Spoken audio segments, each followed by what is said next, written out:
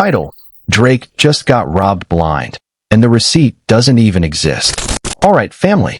Look, I need you to sit, and Drake is sitting in the middle of it like the trophy nobody's willing to admit they're actually and Cash Money's records were distributed to the world by Universal, specifically through Republic, which is a Universal division.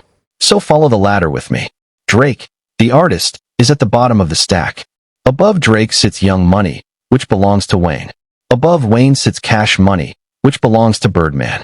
And above Birdman sits Universal, the distributor, the money faucet, the machine. 4 floors on the cake. And Drake is at ground level looking up at every single ceiling.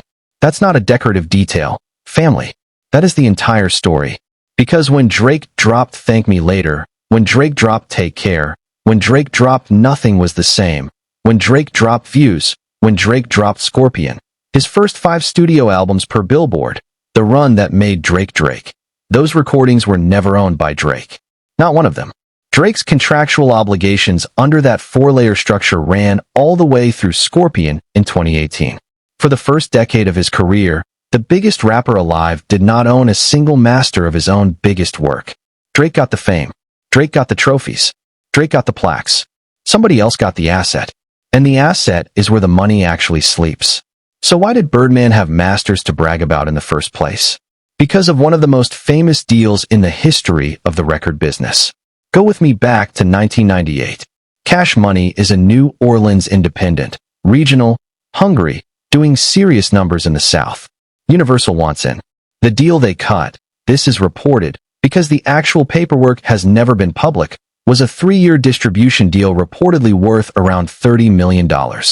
The revenue split was reportedly somewhere between 80 and 85 points in Cash Money's favor.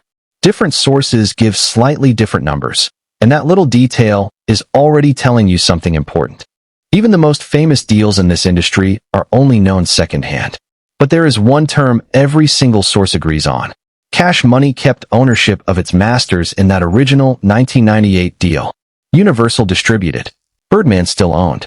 That is the reason Birdman can sit on a podcast 26 years later and tell the world he owns 100% of his masters, and there is no public evidence that Birdman is lying, as long as we're only talking about the Cash Money pool.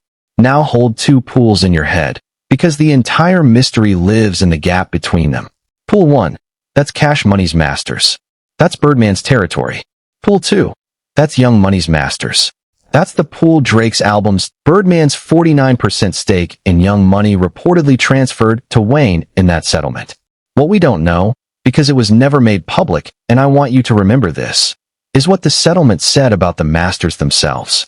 The paperwork we have talks about the imprint and the money, and according to that filing, the sale had already happened 6 months earlier, June of 2020, right in the deepest, quietest part of the COVID lockdown, when the whole world was shut inside and nobody was watching. But I have to give Nicki her flowers on this, because it's not a small thing.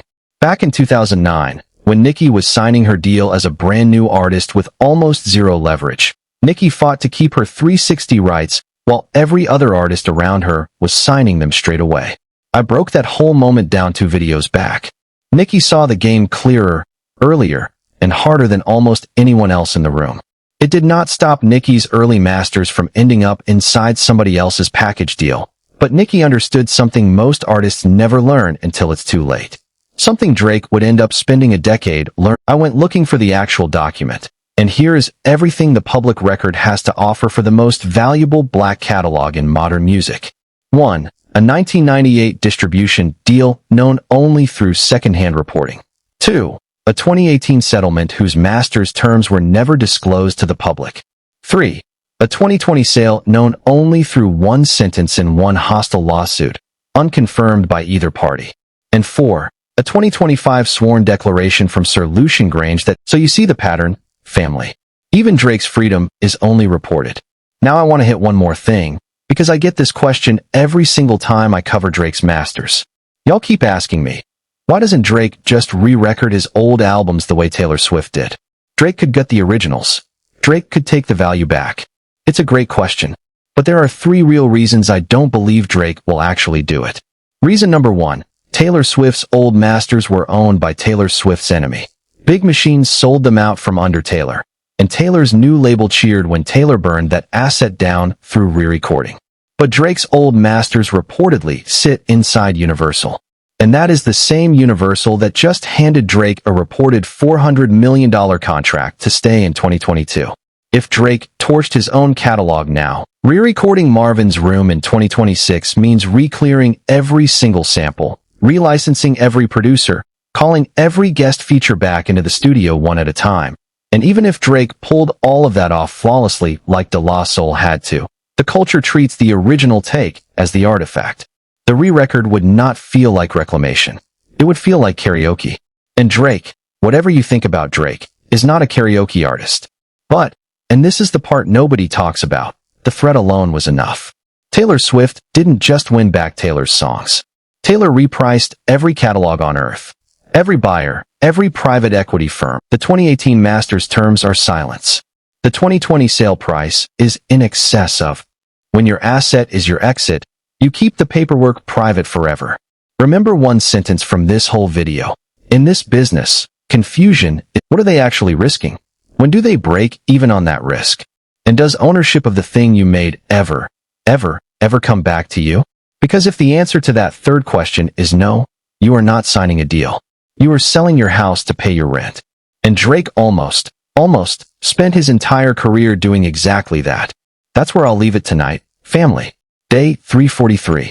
We read the paperwork, so y'all don't have to. Drop your read in the comments, and I'll be reading every one. Do you think Drake ever gets those first 5 albums back? Do you think Birdman and Wayne are ever going to publicly break down what actually happened between them in that 2018 settlement? Do you think Nicki Minaj is next in line to make the same move Taylor Swift made? Hit me in the comments. I read every single one before I sit down to record day 344. And trust me, day 344 is already loading, and it's about somebody Drake knows very, very well. So subscribe, hit the bell, come back tomorrow. And remember, in this business, if you own the paper, you own the culture. See you at day 344.